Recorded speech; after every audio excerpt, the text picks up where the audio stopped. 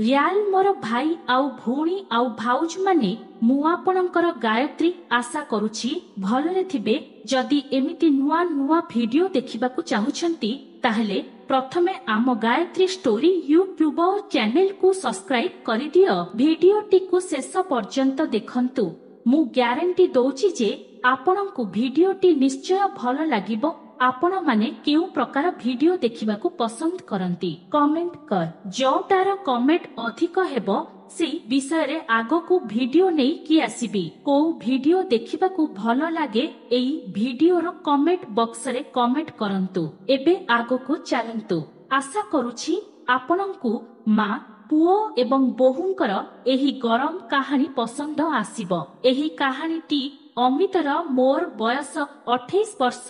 ମୁଁ ମଧ୍ୟମ ଉଚ୍ଚତା, ମୋଟା ଶରୀର, ଗହମ ରଙ୍ଗର ଏବଂ ମୋର ମୋଟା କଲମ ଥିବା ଜଣେ ଯୁବକ ଯାହା ମୋ ମା ଏବଂ ପତ୍ନୀ ଉଭୟଙ୍କୁ ପାଗଳ କରେ। ମୋ ମା ସୁମନ 46 ବର୍ଷ, ଗୋରା, ପୂର୍ଣ୍ଣ ଆମ୍ବ 38ର ଆମ୍ବ ଏବଂ ବଳୁଆ ଜାଗା ଯାହା ଏବେ ବି ଯୌବନର ନିଆଁରେ ଭରି ରହିଛି। ମୋ ସ୍ତ୍ରୀ ସୋନିଆ 25 ବର୍ଷ, ପତଳା ଆକୃତି 34 ଆମ୍ବ ଏବଂ ଟାଇଟ୍ ଜାଗା ଯିଏ ମୋ କଲମ ପାଇଁ ତୃଷାର୍ତ୍ତ। ମୋ ଭଉଣୀ 30 ବର୍ଷ ଏବଂ ତାଙ୍କ 50 ବର୍ଷ ଶାଶୁ କାହାଣୀକୁ ଟିକେ ରଙ୍ଗ ଦିଅନ୍ତି। ସେହି ରାତିରେ ମୋ ମା ସୁମନଙ୍କୁ କରିବା ପରେ ମୁଁ ପରଦିନ ସକାଳେ ବିଳମ୍ବରେ ଉଠିଲି। ମା ରୋଷେଇ ଘରେ ଥିଲା ଏବଂ ମା ସକାଳ ଜଳଖିଆ ପ୍ରସ୍ତୁତ କରୁଥିଲେ। ସେ କେବଳ ଏକ ପତଳା ସୂତା କୁର୍ତ୍ତି ପିନ୍ଧିଥିଲେ, ତଳେ କିଛି ନଥିଲା। ତାର ସୁନ୍ଦର ଶରୀର କୁର୍ତ୍ତିର ଚତୁଃପାର୍ଶ୍ୱରେ ଝଲସି ଉଠୁଥିଲା ଏବଂ ତାର ଚଞ୍ଚୁ କୁର୍ତ୍ତିକୁ ଚିରିବା ପାଇଁ ପ୍ରସ୍ତୁତ ଥିଲା। ମୁଁ ପଛରୁ ଯାଇ ତାକୁ ମୋ କୋଳରେ ଧରିଲି। ତା ଜାଗାକୁ ଜୋରରେ ଘଷିବା ଆରମ୍ଭ କଲି। ମା ଆଶ୍ଚର୍ଯ୍ୟ ହୋଇ ପଚାରିଲା, ଆରେ ଏହା କଣ ଅମିତ? ତୁମ ପତ୍ନୀ ଦେଖିବ, ପ୍ରଥମେ ଗାଧୋଇ ନିଅ। ତମ ମାଙ୍କୁ ଏମିତି କରୁଛୁ, ତୋ ପତ୍ନୀ ଦେଖିଲେ ତାକୁ ଭଲ ଲାଗିବ ନାହିଁ। ଆଜି ମୁଁ ତୋ ପତ୍ନୀ ସୋନିଆଙ୍କୁ ମଧ୍ୟ ଘରକୁ ଆଣୁଛି। ଯେତେବେଳେ ତାଙ୍କୁ 2 ଜଣ ମହିଳାଙ୍କ ସହ ବ୍ୟବହାର କରିବାକୁ ପଡ଼ିବ ସେତେବେଳେ ସେ କିପରି ସମ୍ଭାଳିବେ? ମା ଏବଂ ପୁଅ ଆମ ମଧ୍ୟରେ କଣ ଚାଲିଛି ସେ ନେଇ ସୋନିଆ ସନ୍ଦେହ ଯେମିତି କରିବ ନାହିଁ। ସତ କହିବାକୁ ଗଲେ ଅମିତ, ମୁଁ ଏବେ ତୋ ବିନା ବଞ୍ଚି ପାରିବି ନାହିଁ। ତୋତେ ଅଞ୍ଜ କାହା ପାଖକୁ କିପରି ଯିବାକୁ ଦେବି? ମୋର ହୃଦୟ ତୋତେ କାହା ସହିତ ବାଣ୍ଟିବାକୁ ପ୍ରସ୍ତୁତ ନୁହେଁ। ଧୀରେ ମୋ ଜାଗା ମାଂସପେଶୀ ଯୁକ୍ତ ଖଞ୍ଜିଛି, ଯନ୍ତ୍ରଣା ହେଉଛି। ମୁଁ ତା ଆମ୍ବକୁ ଘଷି ଗରମ ହେବାକୁ ଲାଗିଲି। ସେ ତାର ଲୁଗାପଟା ତାର କୁର୍ତ୍ତି ଉପରେ ଘଷିଲା ଯାହା ପୂର୍ବରୁ ଭିଜି ସାରିଥିଲା। ତାର ନିଶ୍ୱାସ ପ୍ରଶ୍ୱାସ ଦ୍ରୁତ ଗତିରେ ଚାଲିଥିଲା, କିନ୍ତୁ ମୋତେ ଅଫିସ ଯିବାକୁ ପଡ଼ିଲା। ମୁଁ ଶେଷ ଥର ପାଇଁ ତା ଜାଗା ଘଷିଲି ଏବଂ ଗାଧୋଇବାକୁ ଗଲି। ଗାଧୋଇବା ସମୟରେ ସୁମନ ଏବଂ ସୋନିଆଙ୍କ ଛବି ମୋ ମନରେ ଗତି କରୁଥିଲା। ମୋ କଲମ ପୁଣି ଟାଣ ହୋଇଗଲା ଲୁହା ଭଳି। ତାକୁ ଶାନ୍ତ କରିବା ପାଇଁ ମୁଁ ତାକୁ ଥଣ୍ଡା ପାଣିରେ ଗାଧୋଇ ଦେଲି, କିନ୍ତୁ ସେ ସେମିତି ଠିଆ ହୋଇଥିଲା। ବିଛଣାରୁ ଉଠି ଡାଇନିଂ ଟେବୁଲରେ ଏବଂ ଖାଇବା ଆରମ୍ଭ କଲେ। ମା କୁ କହିଲି, ମା, ମୁଁ ଜଳଖିଆ ନ ଖାଇବା ପର୍ଯ୍ୟନ୍ତ ତୁମେ ମୋ କଲମକୁ ଚୁଷୁ ନାହଁ କାହିଁକି? ସକାଳ ଜଳଖିଆ ଟେବୁଲରେ ମୋ ମା ମୋ କଲମକୁ ଚୁଷିବ ମୋର ଦୀର୍ଘ ଦିନର ସ୍ୱପ୍ନ ଥିଲା। ଶୀଘ୍ର ମୋ କଲମକୁ ତ ପାଟିରେ ନେ। ମା ହସିଲା ଏବଂ ମୋ ସାମ୍ନାରେ ଆଣ୍ଠୁ ଉପରେ ବସିଲା। ସେ ମୋ କଲମକୁ କୋମଳ ହାତରେ ନେଲା। ଏହାର ଉତ୍ତାପ ଅନୁଭବ କଲୁ ଏବଂ ଧୀରେ ଧୀରେ ନିଜ ପାଟିରେ ରଖିଲା। ତା ଜିଭ ମୋ କଲମର ଅଗ୍ରଭାଗରେ ବାଜିଲା ଏବଂ ମୁଁ କହିଲି, ମା, ତୁ କେତେ ଭଲ। ମୁଁ ତା ମୁଣ୍ଡକୁ ଧରିଲି ଏବଂ ମୋ କଲମ ଉପରେ ଚାପିଲି। ଠିକ ସେତିକି ବେଳକୁ କବାଟ ଘଣ୍ଟି ବାଜିଲା। ମା ତୁରନ୍ତ କୁର୍ତ୍ତି ଠିକ କରି ବାହାରକୁ ଚାଲିଗଲା। ମୁଁ ତୁରନ୍ତ ଭିତରକୁ ଯାଇ ପୋଷାକ ପିନ୍ଧିଲି। ଯେତେବେଳେ ମୁଁ ବାହାରକୁ ଆସିଲି ମୁଁ ଦେଖିଲି ମୋ ଭଉଣୀ ନିଧି ଏବଂ ତାଙ୍କ ଶାଶୁ ଆମ ଘରକୁ ଆସିଛନ୍ତି। ନିଧିଙ୍କ ଶାଶୁଙ୍କୁ ଡାକ୍ତରଙ୍କ ଠାରୁ ଔଷଧ ଆଣିବାକୁ ପଡ଼ିଥିଲା ଏବଂ ଅପରାହ୍ନରେ ସେମାନଙ୍କ ଦୋକାନ ଖୋଲିବାର ଥିଲା। ଅବଶ୍ୟ ସେ ଆମ ଘରେ ରହିବେ। ଏବେ ମା ମୋ ସ୍ତ୍ରୀ ସୋନିଆଙ୍କୁ ଆଣିବା ପାଇଁ ମୋ ଶ୍ୱଶୁର ଘରକୁ ଯାଇପାରିବ ନାହିଁ। ମୁଁ ଅଫିସକୁ ଫୋନ କରି କହିଲି ମୋର ବିଳମ୍ବ ହୋଇଯିବ। ଘରୁ ବାହାରିବା ସମୟରେ ମୁଁ ମା କୁ ହସ ହସ ଆଖିରେ ଦେଖି କହିଲି, ମା, ଏବେ ସୋନିଆ ସହ ଝଗଡ଼ା କର ନାହିଁ। नचेत घरटा नष्ट होइजिब।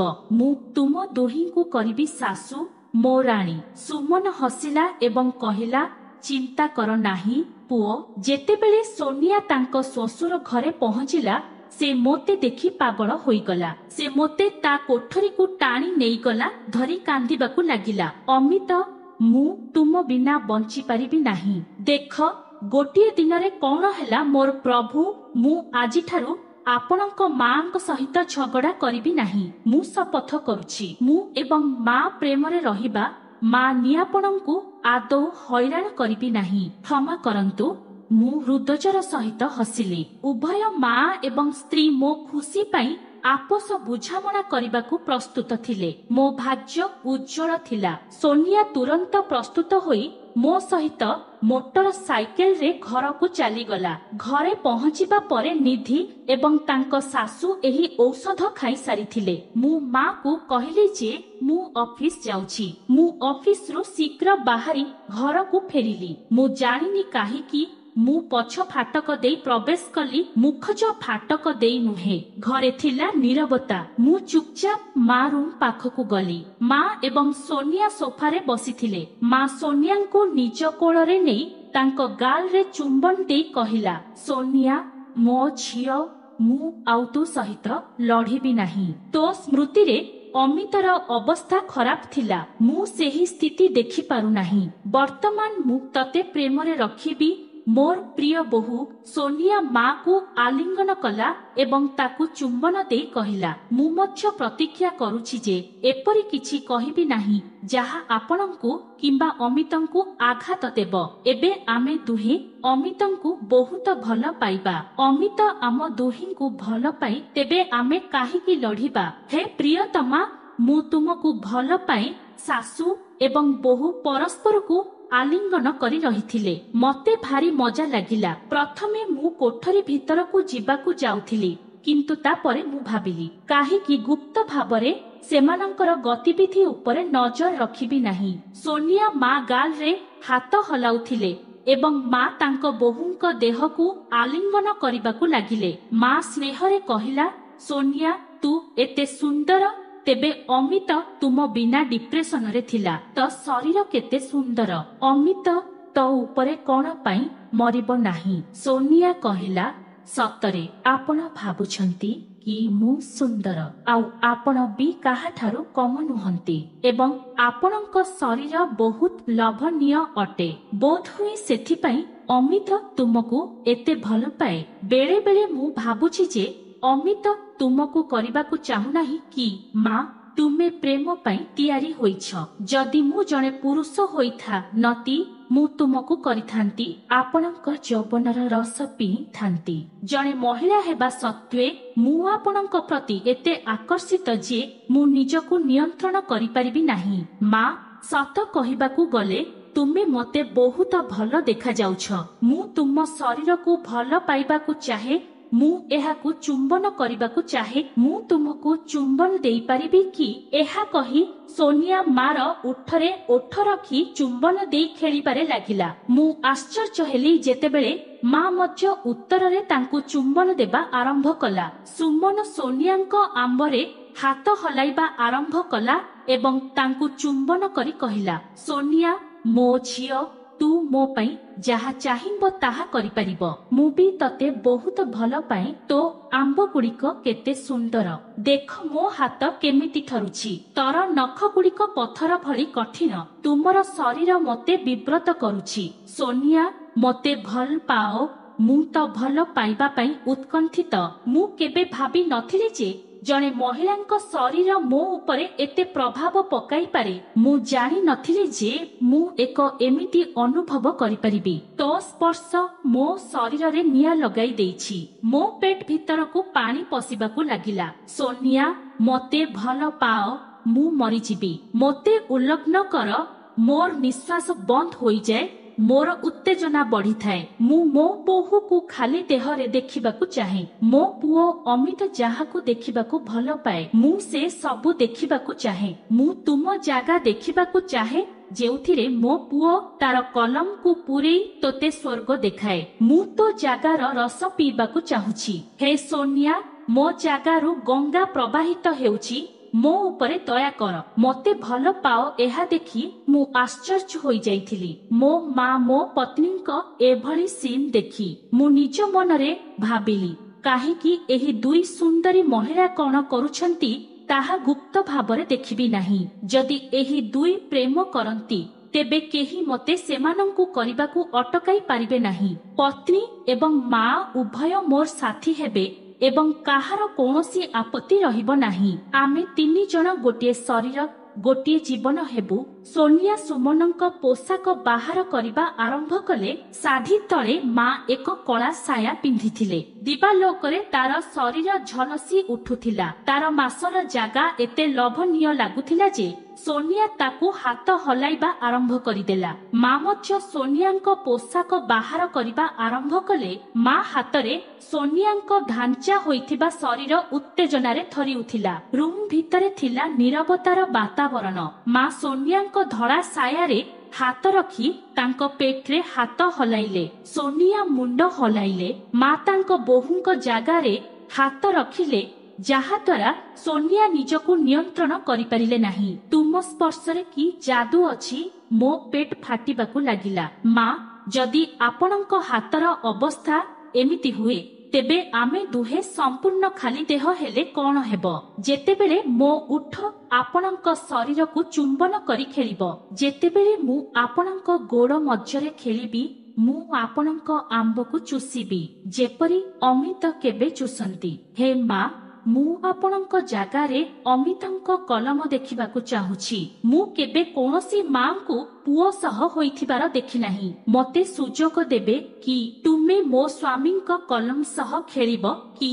ମା, ମୁଁ ତୁମ ଜାଗାରେ ମୋ ସ୍ୱାମୀଙ୍କ କଲମ ଦେଖିବାକୁ ଚାହେଁ। ସୋନିଆ ମୋ ବିଷୟରେ କହୁଥିଲେ ଏବଂ ମୁଁ ଏସବୁ ବାହାରୁ ଦେଖୁଥିଲି। ମୋର କଲମ 90 ଡିଗ୍ରୀରେ ଛିଡ଼ା ହୋଇଥିଲା। ମୋ ହାତ ମୋ କଲମକୁ ଆଲିଙ୍ଗନ କରିବା ଆରମ୍ଭ କଲା। ମା ଏବେ ସୋନିଆଙ୍କୁ ସମ୍ପୂର୍ଣ୍ଣ ଖାଲି ଦେହ କରିଦେଲେ। ସୋନିଆଙ୍କ ଜାଗା ଫୁଲି ଯାଇଥିଲା ଏବଂ ମା ତାକୁ ଆଲିଙ୍ଗନ କରୁଥିଲା। ସୋନିଆ ବେଳେବେଳେ ତାଙ୍କ ଗୋଡ଼ ଖୋଲି ଦେଉଥିଲେ, ବେଳେବେଳେ ସେଗୁଡ଼ିକୁ ବନ୍ଦ କରି ଦେଉଥିଲେ।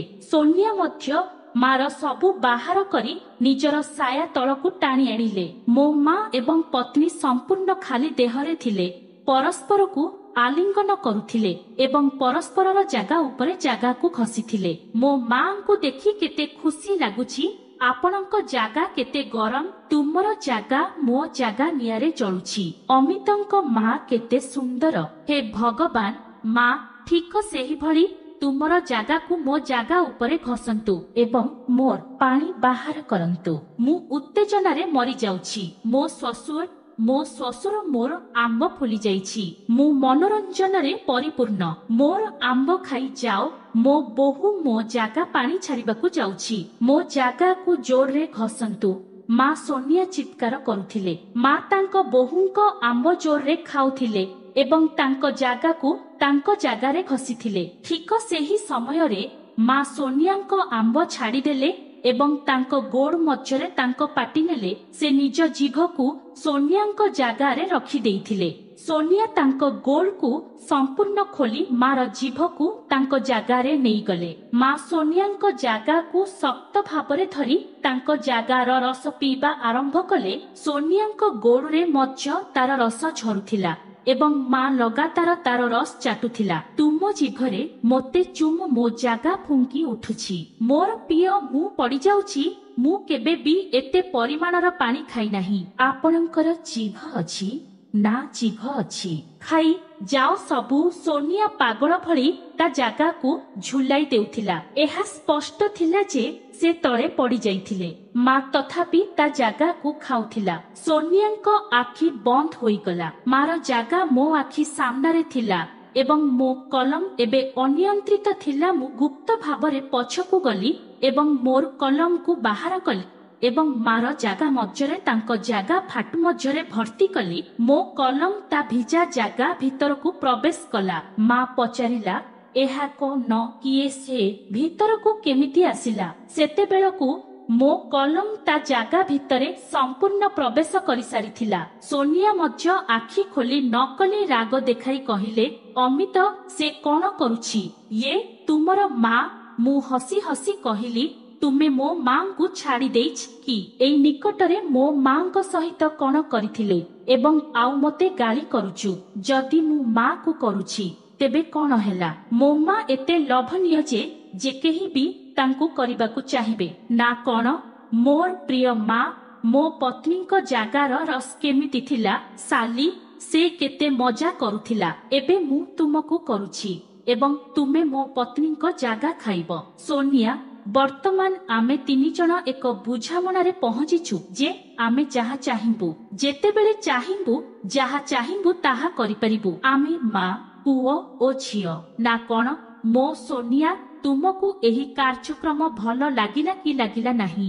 ସୋନିଆ, ତୁମେ ମାଙ୍କ ଜାଗାକୁ ଖାଉଛ ଏବଂ ମୁଁ ତାକୁ କରୁଛି। ମୋ ଘରେ ଅନେକ ଗରମ ମହିଳା ଅଛନ୍ତି ଏବଂ ମୁଁ ଜାଣିନଥିଲି। ଏବେ ଆପଣଙ୍କ ବୋହୂଙ୍କ ସମ୍ମୁଖରେ ମା ଜାଗାରେ ପୁଅର କଲମ କିପରି ଦେଖାଯାଏ ଏବଂ ପୁଅ ତା ମାକୁ କରୁଥିବାର ଦେଖି ଖୁସି ହେଉ। ମା ତାର ପଛକୁ ମୋ କଲମ ଉପରେ ଫିଙ୍ଗିବା ଆରମ୍ଭ କଲା ଏବଂ ସୋନିଆ ତାକୁ ଖାଇବା ଆରମ୍ଭ କଲା। ମୁଁ ଥରି ଉଠିଲି। ମାର ଜାଗା ଏତେ ଭିଜିଥିଲା ଯେ ପ୍ରଚକ ଆଘାତ ସହ ଶବ୍ଦ ଆସୁଥିଲା। ପୁଅ ମୁଁ ପଡ଼ିଯିବି ବୋଲି ଚିତ୍କାର କରିଥିଲେ ମା। ସୋନିଆ ତା ଜାଗା ଖାଉଥିବା ବେଳେ ତା ଜାଗାକୁ ହାତରେ ଘଷିଲା। ମା, ତୁମର ଜାଗା କେତେ ରସାଳ। ମୁଁ ଦ୍ରୁତ ଗତିରେ ଦୌଡୁଥିଲି। ମାର ପଛ ମୋ କଲମରେ ଥମ୍ପି ଶବ୍ଦ କରୁଥିଲା। ଆରେ ମୁଁ ଆସୁଛି। ସୁମନର ବାହାରି ପଡ଼ିଲା ଏବଂ ମା ରସ ପ୍ରବାହିତ ହେବାକୁ ଲାଗିଲା। ମା, ମୁଁ ବହୁତ ଉତ୍ସାହିତ। ମୁଁ ଜୋରରେ ଚାପୁଡା ମାରିଲି ଏବଂ ମୋ ମାର ଜାଗାରେ ଛାଡ଼ିଦେଲି। ଆମେ ତିନି ଜଣ ହସିବାକୁ ଲାଗିଲୁ। ମା କହିଲା, ପୁଅ ଆଜି ମୁଁ ସ୍ୱର୍ଗ ଉପଭୋଗ କଲି ଏବଂ ମୋ ବୋହୂ ମୋର ସାଥୀ। ଏବେ ଆମ ଘରେ କେବଳ ସୁଖ ରହିବ। ଭଗବାନ, ଆମ ଘରର ସୁଖ କେହି ଦେଖିବେ ନାହିଁ। ଆପଣମାନଙ୍କୁ ଏହି ଭିଡିଓଟି କେମିତି ଲାଗିଲା ନିଶ୍ଚୟ କୁହନ୍ତୁ। ଭିଡିଓଟି କିପରି ଲାଗିଲା କମେଣ୍ଟ କରି ଜଣାଇବାକୁ ଅନୁରୋଧ। ଆଗକୁ ଏମିତି ଆହୁରି ନୂଆ ନୂଆ ଭିଡିଓ ଆସିବ। ସେଥିପାଇଁ ଆମ ଭିଡିଓକୁ ଲାଇକ୍, ସେୟାର, କମେଣ୍ଟ କରନ୍ତୁ ଏବଂ ୟୁଟ୍ୟୁବ ଚ୍ୟାନେଲକୁ ସବସ୍କ୍ରାଇବ କରିବାକୁ ଭୁଲନ୍ତୁ ନାହିଁ। ଆପଣଙ୍କୁ କୋଉ ଭିଡିଓ ଦେଖିବାକୁ ଭଲ ଲାଗେ ଆଉ ଆଗକୁ କାହା ଉପରେ ଭିଡିଓ ନେଇକି ଆସିବି କମେଣ୍ଟ କରନ୍ତୁ। ରହୁଛି, ଧନ୍ୟବାଦ।